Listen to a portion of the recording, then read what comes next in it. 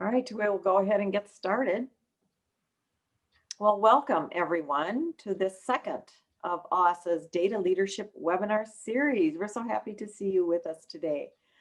Today, we're going to be exploring data inquiry into effective instruction. This session is being recorded and you'll be able to access it later. We'll spend the morning together until about 11 o'clock. You'll have multiple opportunities to check with us, to follow up with your work during office hours on December 15th from 1 to 3 p.m. And we'll talk more about that later. Please be sure that you have accessed these slides so that you can use embedded links that are posted throughout this webinar. A link is on this slide. You can see a bit.ly link there. And it also, the link to the slide should have been emailed to you. Just insert in the chat if you have trouble finding any of the links. So we'd like to say hello from the WISExplore team here today. Ask everybody as I call your name to just say a hi. We have Jim Lee from CISA 12. Hi. And Marianne Hujak at Wild Rose, Wisconsin. Good morning. 6. We have Lisa Arneson from CISA 3. Hi, everybody. And Wendy Savasky, who is our liaison from DPI. Morning, everyone.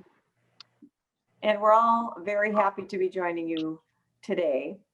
We're going to talk a little bit about this webinar. This is the second in a series of 4. And we had our first one October 28th. And some of you may have been with us when we talked about safe and supported students inquiry. We are in the second, as I said, December 3rd, effective instruction. We have 2 more. You can see January 29th on family and community engagement inquiry, and March 3rd, really focused on leadership. Our format, as you can see, 9:30 to 11 o'clock live, and then a recorded option will be made available to you. Follow-up office hours, we'll talk about those later. So today's outcomes include determining state and local evidence sources related to effective instruction, understanding the effective processes for leading inquiry into both student and practice systems data that informs our adult practice. We'll talk a little bit about investigating how you would plan an investigation into practices and systems that inform your theories of action and plans of improvement. And we'll also explore a little bit about coaching and how you might use coaching in this work. There are additional video extension activities that will be available to you after this session, and we'll talk more about those toward the end of this webinar. So we will be using breakout rooms today, and to help us with that, we would like you to rename yourself in the Zoom. You can see the little screenshot there. If you go to the participant list and you find your name, or just go to the box where you are in the Zoom, you can go to more, I think, or there's a place there where you can rename yourself. If you would put your name, and then after it, put your district. You can see the sample there with Jim Lee, and then after it, it says CISA 12. If you could each do that now, that will help us later when we're in the Zooms. We'll know who everybody is. Throughout the day, please use the chat function, or you can simply unmute during Zoom if there's something that you need to say to the whole group. We want you to know that we welcome that. So we're going to talk about who is joining us today. And to do that, I'm going to stop the screen share. And we're going to ask you to put your Zoom on gallery view. And also at this point, turn your video off. Except for the presenters, you can leave your video on, or it's up to you. But everybody else, if you would turn your video off. And what I'm going to do is I'm going to call on a role in your district, or in your position. And if that's a role that you fulfill, we're going to ask you to open your Zoom and wave hi to everybody. So first of all, if there's anybody on today's Zoom that is a district administrator, would you turn your video on and wave hello to everybody? Oh, hey. Okay, we see some district administrators there. Hello. Great, you can turn your video back off. And now we'll ask anybody who is serving in the role of a school principal to please open up your video and wave hi to everybody if you're a school principal. And look at all the waves there. We're so happy to see school principals today. Super. And we know some of you will be waving multiple times as you have multiple hats. If you are an assistant principal, would you open up your Zoom window and your video and wave? Look at the assistant principals. Hello. Glad to see you, Peg and Laura. And then now if you're a curriculum person, curriculum director, curriculum leader, look at Peg. How many times have I seen you waving? You definitely have multiple hats. Great to see you. All right, we'll move to the role of teacher. If you are a teacher, would you please open up your video? We would welcome you and happy to see you. Are there any teachers? Not a lot of teachers today. We see a lot of leaders. And then how about pupil services? If you are representing a pupil services role, a special ed director or some pupil services role, not too many there either. And anybody else, if you have not had an opportunity to open up your video window and wave hello, could you do that? I imagine there are some CISA people. Hey, Sue, good to see you. Jim, Marianne, Lisa. All right, great. Well, thanks to all of you for doing that. And I'm going to re-share my screen and put my computer sound on, letting my team know that I did that. And we have about 90 minutes now together, and we worked very hard to try to make this as interactive as we can. You know the drill here with virtual. Again, use the chat feature, unmute. And when you're in a breakout room, obviously we want you to get to know each other, and you can serve different roles like note taker and timekeeper, facilitator, and reporting out as you get into those groups. We have a note-taking template for you. It's linked on this slide. And this is for you. This is for your own use. And you can use it throughout the entire webinar, just kind of little things that you notice that you went, oh, I don't want to lose that. And the three ideas we had here is any reflections that you have, you can put in here, any collaborations, like who will I take this back to and work with on this piece? Because I really like this. This works for me, I think. And then what leadership actions might you take? You can use this template any way you want and customize it for your own use throughout today. And with that, I'm going to turn the baton over to Lisa, who will take us through educator self-care. Well, good morning, everybody. We'd like to start by thinking about why. It's important to build the why. What is effective instruction, and why is inquiry into effective instruction so important?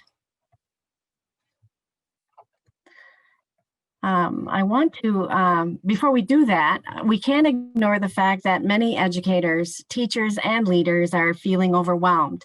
They're stressed and anxious, and it can be a struggle to move beyond these feelings to talk about effective instruction.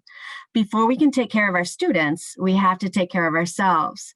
We think it's important to acknowledge that teachers are feeling anxious, stressed, and frightened before starting inquiry into any initiative. Here's a video on the subject from CCSSO, featuring advice from several teachers of the year. We're going to play it, and perhaps you'd like to take it back and share it with your staff. Judy?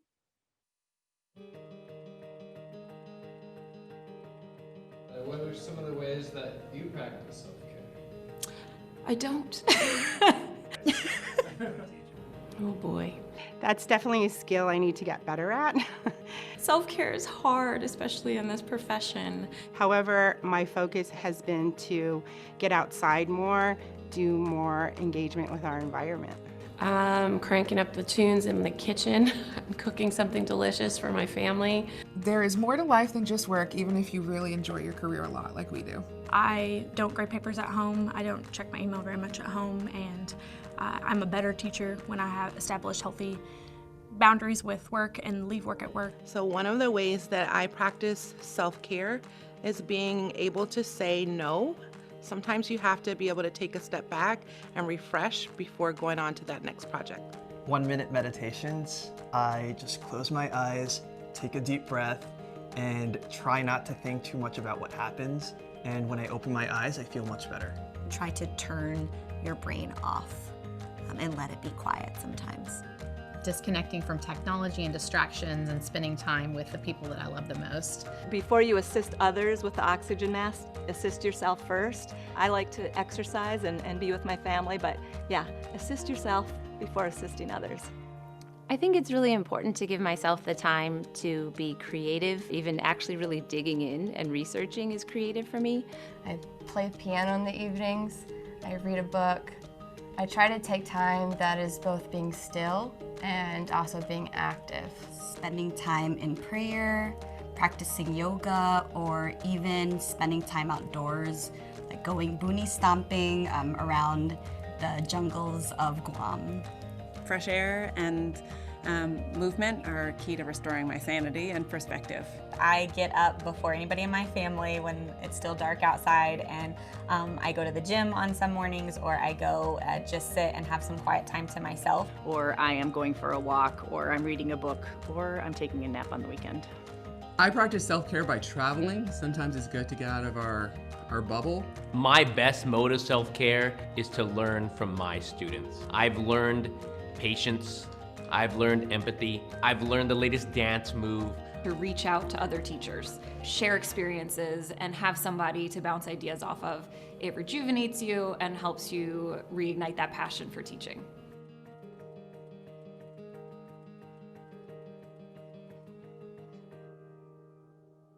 All right. Thanks for that video. And moving on, we just really want to think about that the need for self-care is real. Continued stress actually changes how our brains function. Simply put, our brains are not built to do complex thinking, planning, and remembering in times of massive upheaval. I would consider a world pandemic massive upheaval, wouldn't you? So we've included several links to articles on brain science for you to read and share in the notes on the bottom of this slide. So we encourage you to take a look and perhaps use those resources.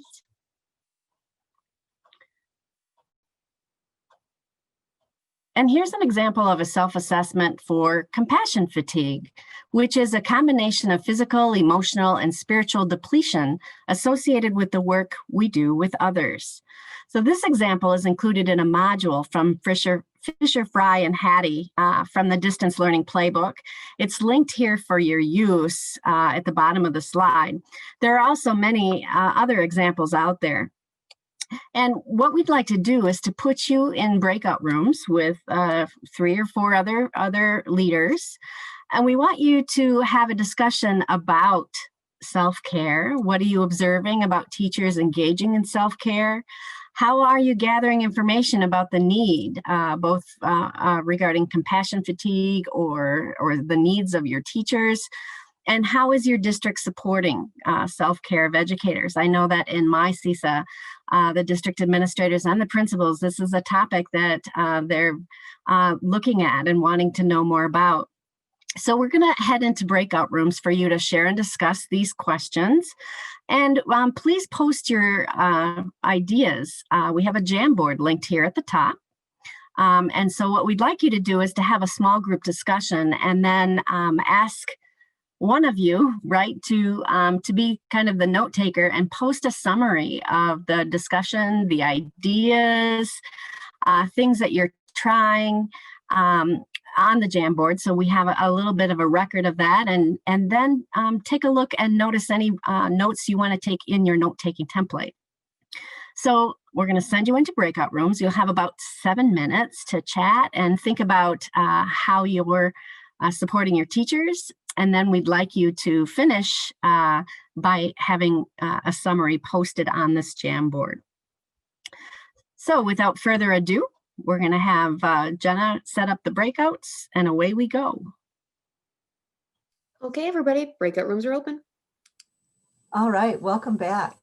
And Judy, if you want to try to share your screen again, that would be great. So I hope you all found it helpful to discuss educator self-care with others from around the state. And thank you for sharing your group's ideas on the Jamboard. Our inquiry for today focuses on the question, to what degree are your instructional practices during COVID-19 resulting in students meeting learning expectations?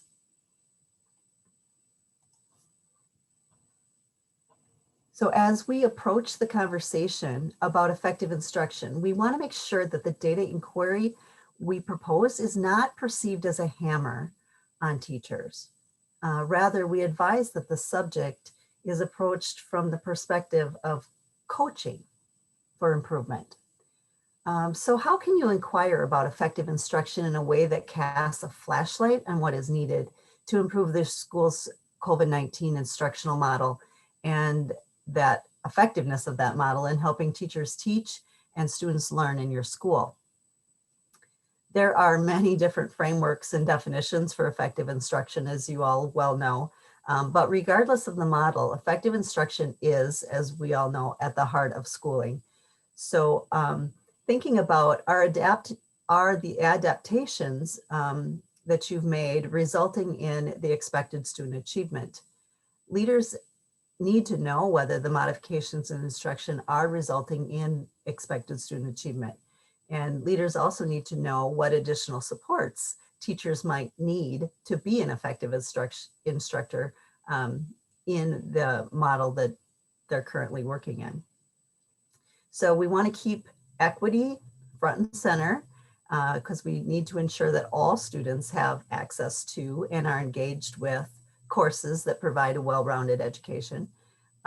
On this slide, you'll see a link there to the DPI belief statement about effective instruction, and you can check that out, reference that, if refamiliarize yourself with that if you haven't looked at that in a while. We also know that student-teacher relationships are crucial in supporting learning, and so we also want you to think about how have these relationships been impacted during this pandemic. And finally, we've also added a few additional resources in the notes in this slide for your reference. And just to let you know too, we have pulled, we'll share resources as appropriate in certain contexts here throughout the slides, but we've also put them all together at the end of the slide deck so that you can access them easily in one place.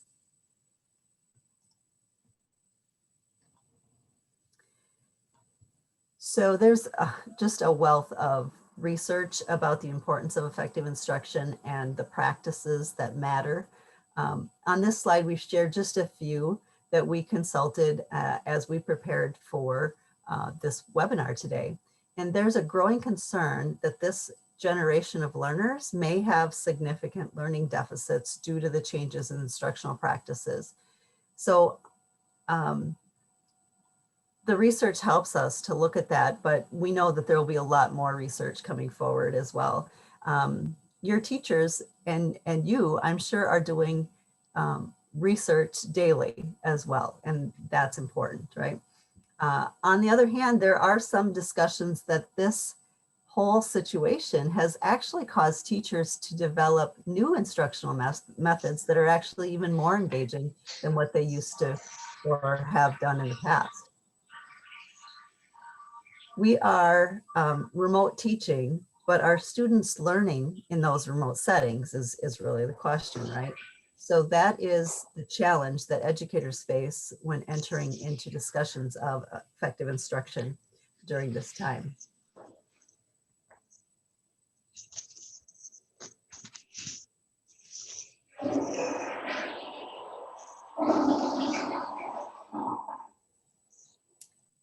Thank you. We shared the chart on this slide in the last webinar when we discussed the perspective of impact that time has on students feeling safe and supported. We wanted to bring it back today as we talk about effective instruction. So we encourage you to take a look at the recommendations about student minutes of engagement in remote learning shared here. Effective instruction is not following the regular school schedule just on a computer, right? So effective instruction online doesn't necessarily look the same as effective instruction in the classroom, but the student outcomes that we strive for are definitely the same. When comparing traditional classroom instruction to online,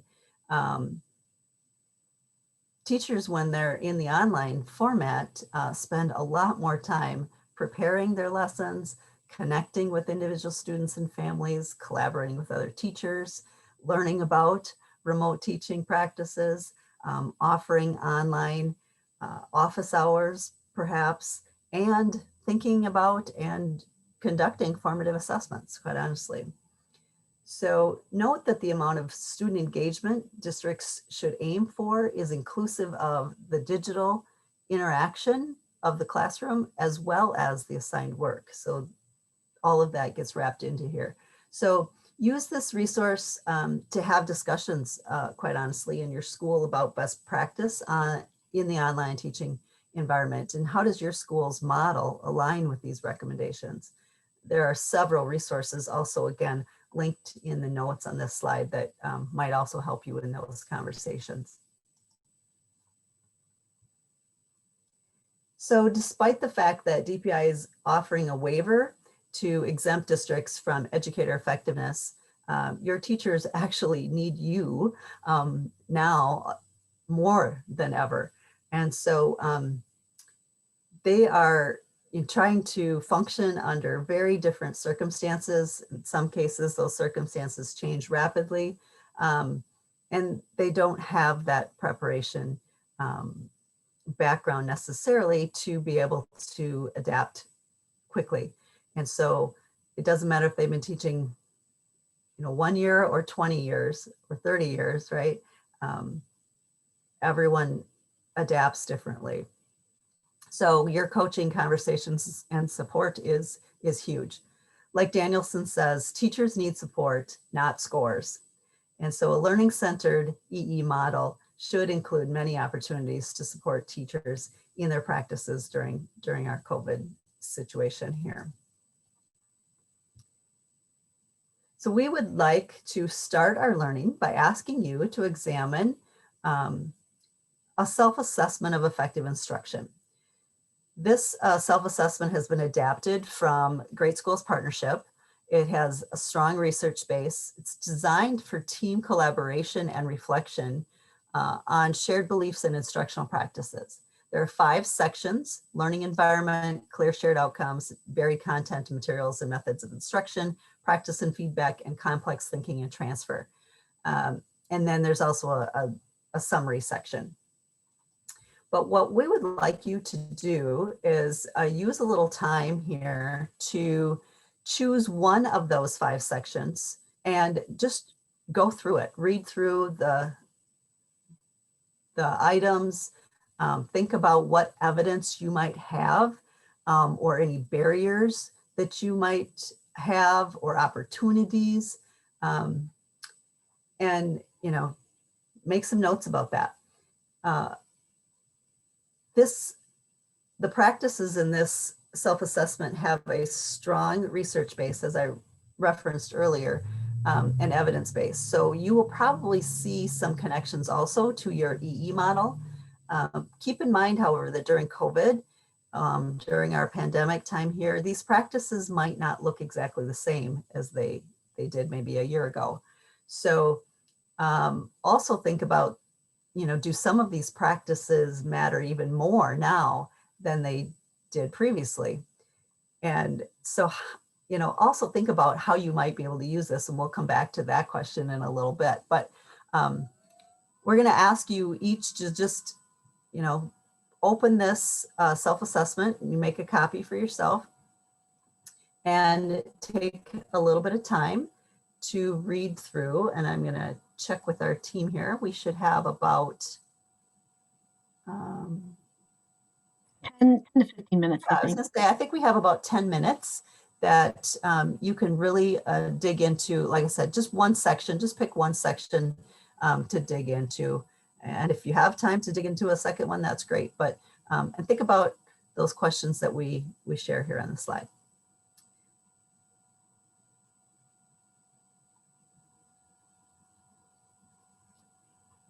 And then you have your notes template that you might want to take notes in, or, you know, whatever makes sense.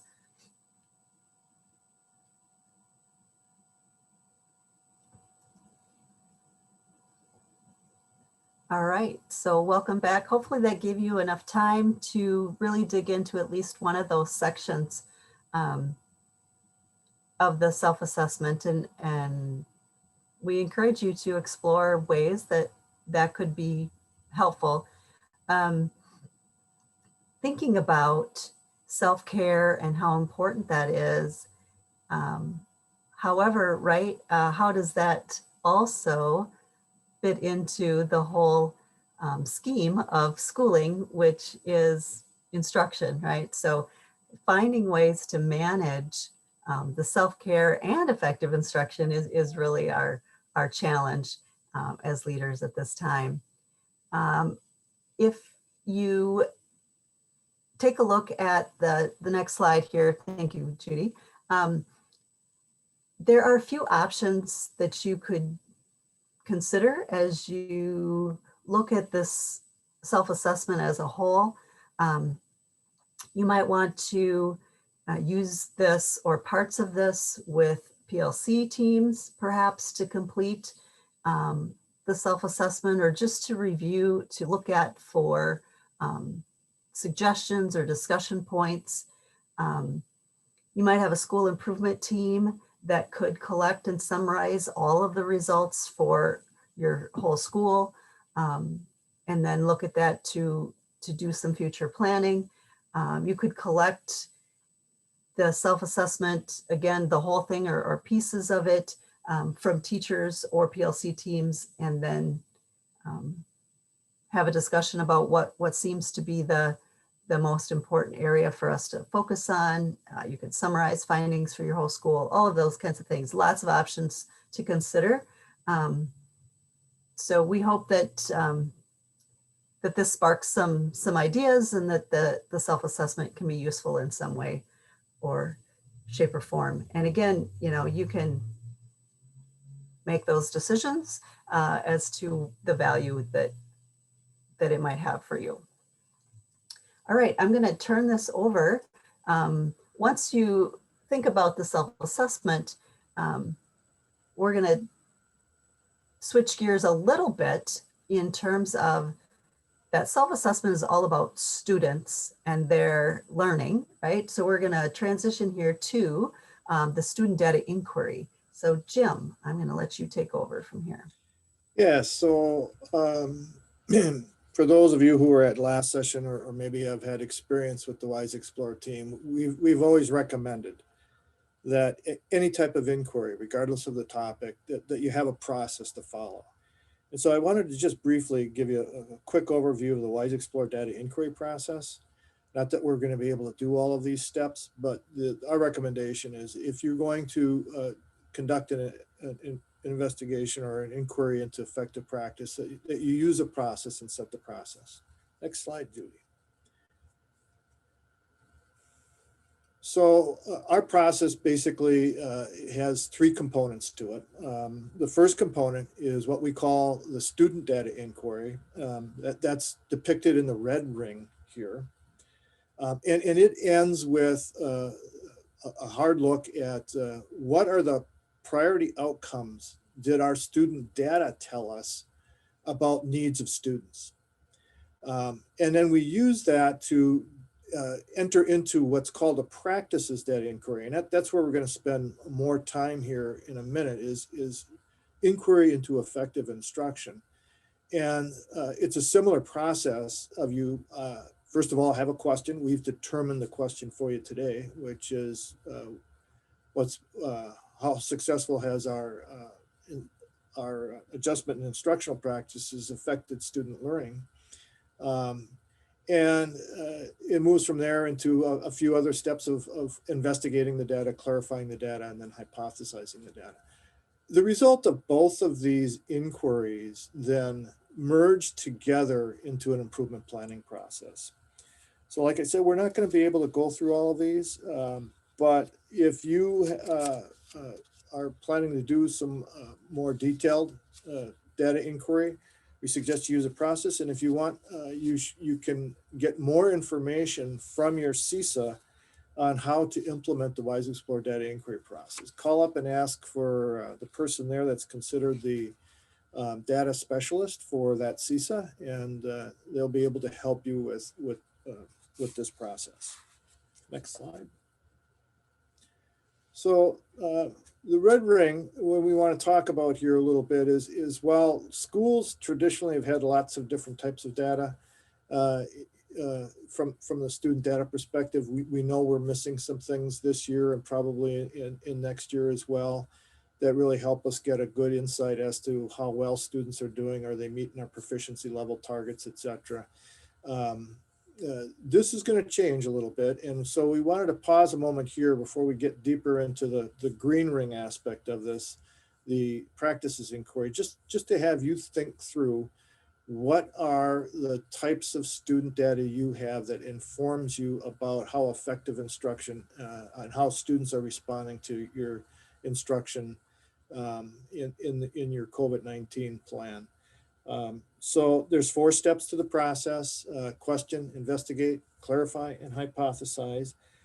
We're going to probably talk a little bit about the investigate step here with you, have you brainstorm some ideas of what you might have that would help inform you. And so if we want to move on to the next slide, Judy. This has been sort of a traditional breakdown of the types of data that's available for student data. Obviously, the achievement scores.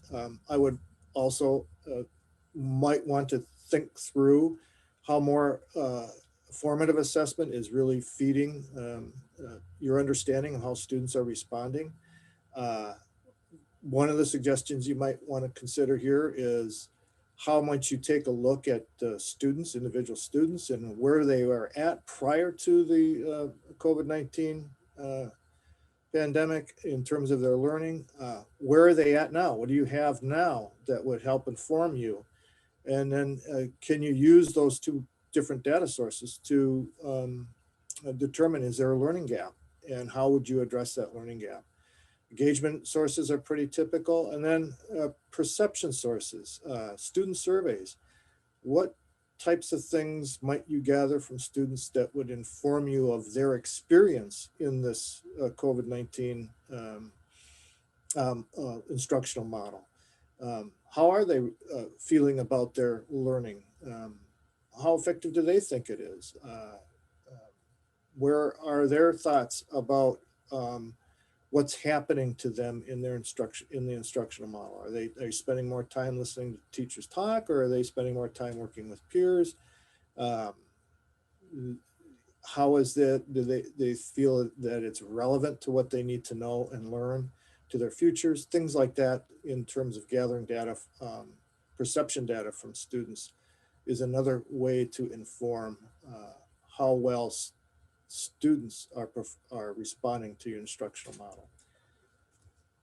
So next slide. As we do this, we want to, as you gather student data for determining student response to your instructional model, make sure you disaggregate it by demographics. We want to examine equity in this process as well. Are there issues related to different grade levels, or gender, or race and ethnicity in terms of how students are responding to the instructional model? And how can that information help you as you dig deeper into the instructional practices inquiry? Next slide. So what we'd like you to do now is just spend a few minutes reflecting on where you are going to have to examine the questions on this slide, and just what student data sources would help you measure the effectiveness of instruction. Are you gathering data that would give you a breakdown of how different groups of students are responding? And are you considering not only just achievement data, but perhaps perception data in that process? And then what data might be missing? So we're going to give you about 3 to 4 minutes to do that. We'd like you to open up that notes taking page, or maybe put them into some other form of notes taking that you might have started for today's session.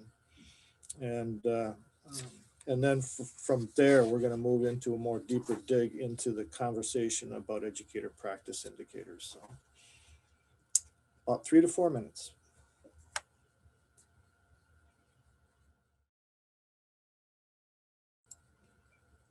Well, we're going to have you come back and turn it over to Judy. All right, welcome back. Normally, we don't spend that small amount of time on the red ring student data inquiry, but remember, and I just hold up my little red ring I always keep in front of me here, that the red ring process of focusing on how students are doing is central to all inquiry in schools. We always have to find out how students are doing, feeling, achieving. So that is up to you to take time with your leadership team to think about that. How do we know? And what data sources, as Jim just led us through, really help inform us, especially around if our instruction is working with all students or not. So we have not completed that. That is something for you to do, is to do a full inquiry with the red ring process. And we would normally actually collect the data, investigate it, study it, analyze it, clarify those findings, prioritize, and then hypothesize about root causes.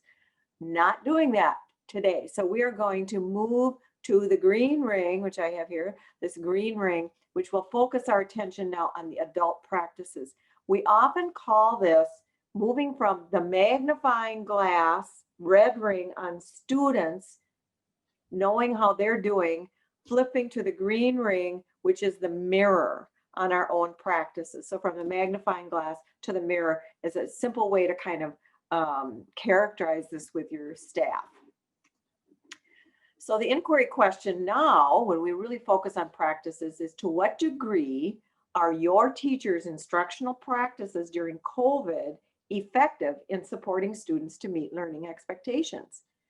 The worry is that it might have been set aside, that focus on learning expectations, or changed in some way, but we have to keep that in mind, even though we're working on social emotional learning and practicing self-care. This is quite a balancing act.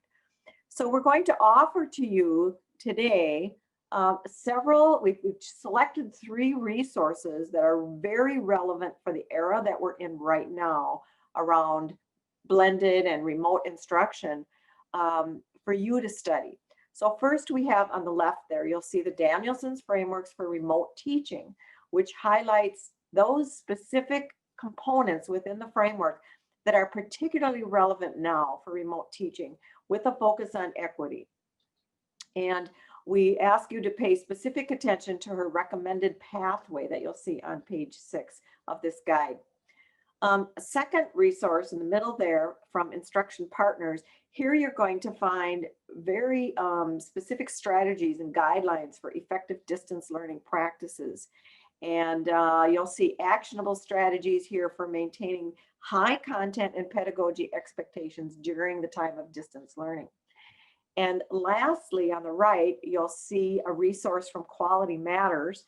And this is a tiered list of considerations, and it contains tips and, again, actionable strategies to enact during this move to, even if it's just temporary, remote instruction. And each one of these is linked here. So if you're in the slides, you're going to be able to access these easily. So how can you use these? You know, we're throwing links at you and resources to you, not randomly here, but to help you customize your future work and where you might go. So here's how we suggest using them. If you're going to do an inquiry, a green ring inquiry into effective practices, which means you're going to go collect evidence, where is that coming from? Well, first of all, what evidence would you collect and what would guide you? Well, these resources help you create a list of look-fors. If you're a principal and you're doing walkthroughs or instructional rounds, you're going, what should I really look for now in remote instruction? These guides will help you create your own list of look-fors. You could develop a teacher survey around some of the things you find in these resources. Even a student survey side of it. So students could report how effective the instruction is and their own learning experience. You could use them to design instructional rounds, to plan professional development, professional learning for those days in the middle of the week you might have for professional focus. Coaching, this would be very helpful in coaching conversations and leading teachers through this. And bringing, maybe you find one of these resources would be terrific in a PLC, teacher PLC effort to help teachers think about how is my instruction working right now. So those are some ideas for you. So now we're going to have you take a look. So another Jamboard activity here and a different Jamboard than we used before. And this one will prompt you to first on your own, not in a breakout room, but on your own, to think about, study a resource, open up one of them, take a look at it, and how does it align with what's really happening in your school now? How could this help you maybe deepen or, enhance some of the practices that you have going on? And we'd like you just to put your notes in this Jamboard. We'll open it up so we can watch what you're thinking. Put your thoughts as you did before in the Jamboard. And we want to hear from everybody here. What triggers for you? How might you use this? Or if you have another resource that's very relevant that we didn't put here today, please add that in the Jamboard. This is for sharing here. So we're going to go ahead and open the Jamboard. Folks, about how much time would you say? About 7 or 8 minutes, maybe? That sound good? I think so. All right, we'll aim for 7 and see how we're doing. Here we go. All right. Thank you very much for your posts. Hopefully you found some useful information to take back and share. Really liked some of those ideas. So now we've identified those practices that most impact student outcomes, and we think it's important to urge you to think about your own leadership practices. So consider this quote from Doug Reeves. Real teacher leadership is about elevating the most effective teaching practices to the audience that matters most, their fellow teachers. Are you putting your teachers who might be experts at some of the practices we've explored today in front of their peers? Evidence you gather can begin to inform you about the state of effective instruction in your school. However, gathering practice data is different from observing student data. The sources are different, and some of the methods aren't as straightforward as viewing results from an assessment of student learning. We're no longer defining the problem. Now, we want to gather evidence of practices that are likely causing the problem.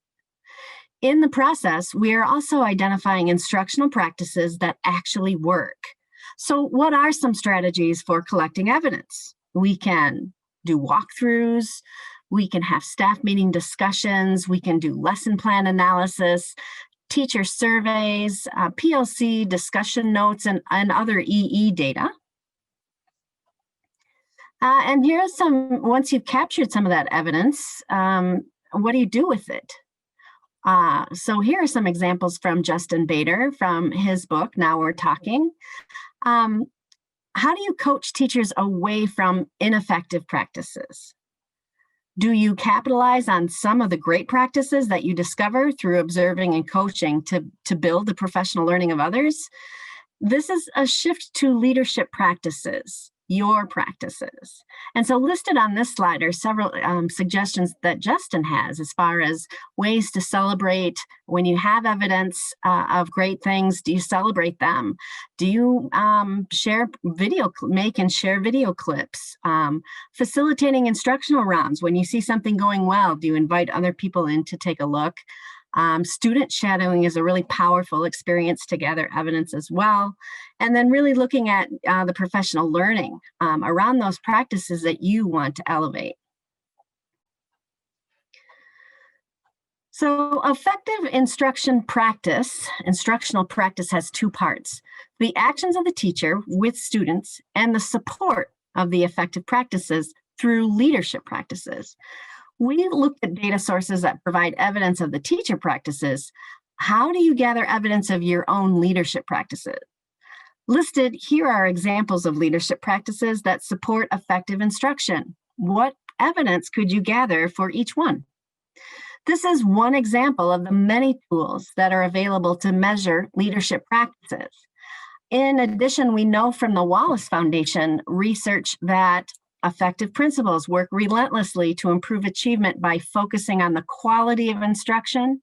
They help define and promote high expectations. They attack teacher isolation and fragmented efforts, and they connect directly with teachers and the classroom. Effective principals also encourage continual professional learning. They emphasize research-based strategies to improve teaching and learning and initiate discussions about instructional approaches in teams and with teachers. They pursue these strategies despite the preference that many teachers might want to be left alone. So in practice, all this means that leaders must become intimately familiar with the technical core of schooling. What is required to improve the quality of teaching and learning? So we've pulled this source from the Wallace Foundation, and it's linked at the bottom of the slide. We encourage you to take a look at it. And we want to shift you into an activity, having you think about with your colleagues around the state, what are your coaching and leadership practices? So we'll take a few minutes for you to discuss in breakout rooms how you can use instructional practice data that reveals effective practices. How do you use the evidence that you collect? Given what we know, how have you created a culture of professional learning for your staff to elevate those practices during COVID and beyond? We again would like you to use the Jamboard as you meet with your colleagues. And again, think about how can you elevate effective practices among your teachers, and how would you provide evidence of your own leadership practices? So again, we're going to send you off to breakout rooms, give you about maybe 5 or 6 minutes. I know we don't have a lot of time left, but want to give you the opportunity. We'll send you to breakout rooms, and then we'd like you to utilize the Jamboard again to summarize your conversations. Also, don't forget to jot some notes in your note catcher. All right. All right, welcome back. And hopefully you had a chance to chat. I know that that wasn't a whole lot of time, but a good start, hopefully. Thank you for posting some comments on the Jamboard. You can all go back and look at those and continue to post on that Jamboard as it will be open. If you're investigating effective instruction, you also have to include your leadership practices that support this work. When encouraging, we are encouraging principals and other leaders to coach their teachers. Knowing the workload of most building leaders, I know it can be very difficult to find the time to spend in classrooms. And these research findings support that. When asked about how principals spend their time, principals have reported that they spend only about 0.5% of their time coaching teachers, which is less than 10 hours in the entire school year. The reference that we shared earlier, Justin Bader's book, the work in his book, focuses on helping leaders prioritize their time in order to get into the classrooms more. And it really does a great job of step-by-step how you can gradually increase the amount of time that you get into classrooms, and it's doable.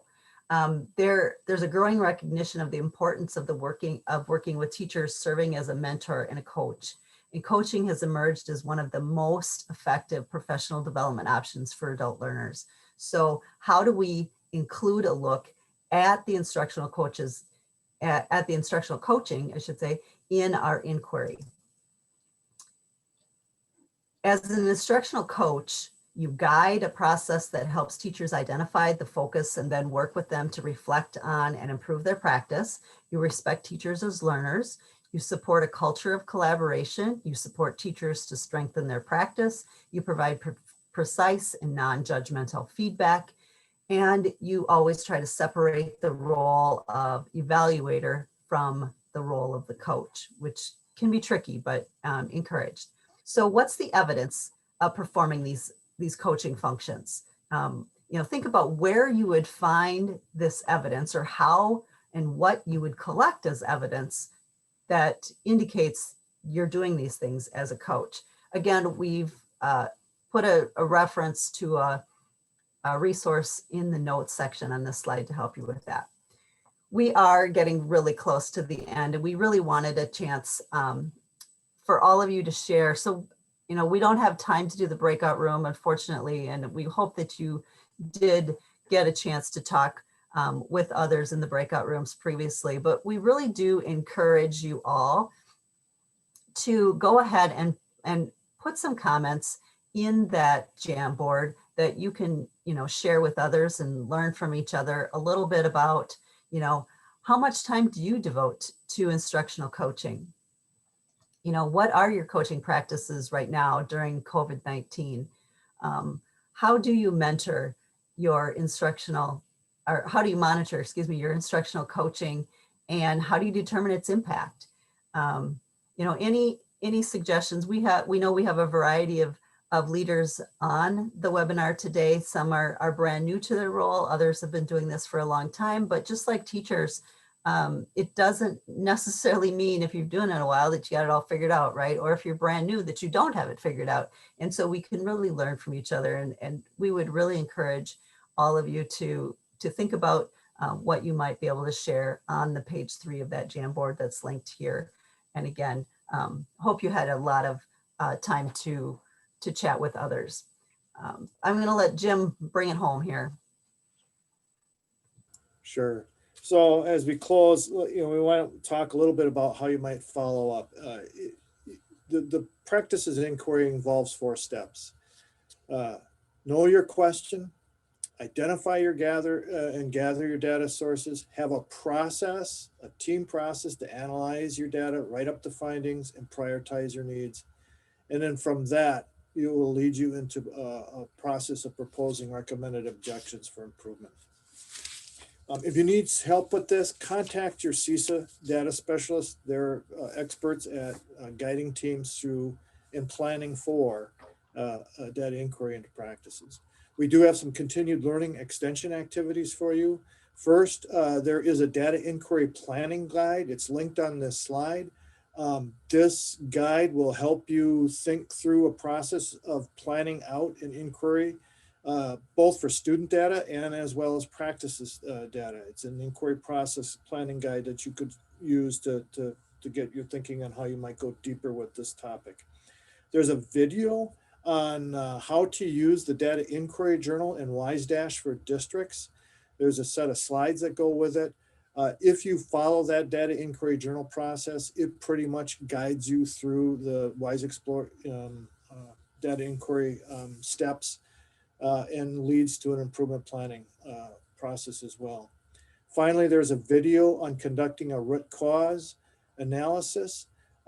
This is important after you find student data inquiry and you begin the conversation about how does that data from that student data inform and things that we need to look deeper into as it relates to practice.